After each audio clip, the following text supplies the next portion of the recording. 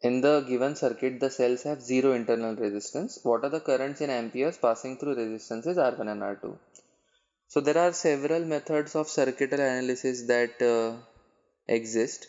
This particular question is done the easiest by using the node voltage method.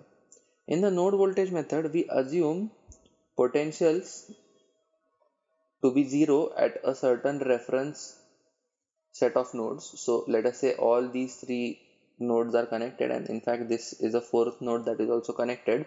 So let us assume the voltage to be zero or potential to be zero at all these 4 points.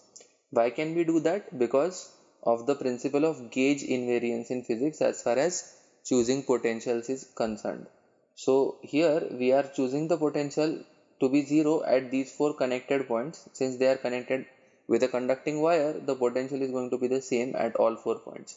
So we can arbitrarily choose the gauge of potential, meaning we can arbitrarily select points wherein we can have zero potential essentially. So these are the 4 points we choose to have zero potential. Now according to Kirchhoff's voltage law, as we are moving from this point to this point, we have climbed a potential of 10 volts.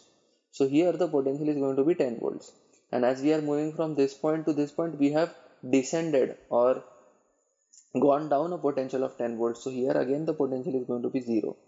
So we can see that across the resistance R2, a net 0 potential is being applied, and across the resistance R1, a net 10 volts potential is being applied. So I1 is simply going to be equal to 10 divided by R1. This is going to be 10 divided by 20. So that is going to be 0.5. And I2 is going to be equal to 0 divided by 20. So that is going to be 0. So both these currents are in amperes, and we can directly take the option C, which is 0.5 and 0.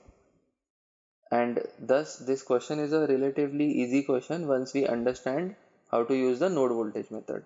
This question could also have been done using mesh analysis or Kirchhoff's voltage law and Kirchhoff's current law used together. But the situation suggests the use of node voltage method, which is the easiest in order to accomplish answering this question.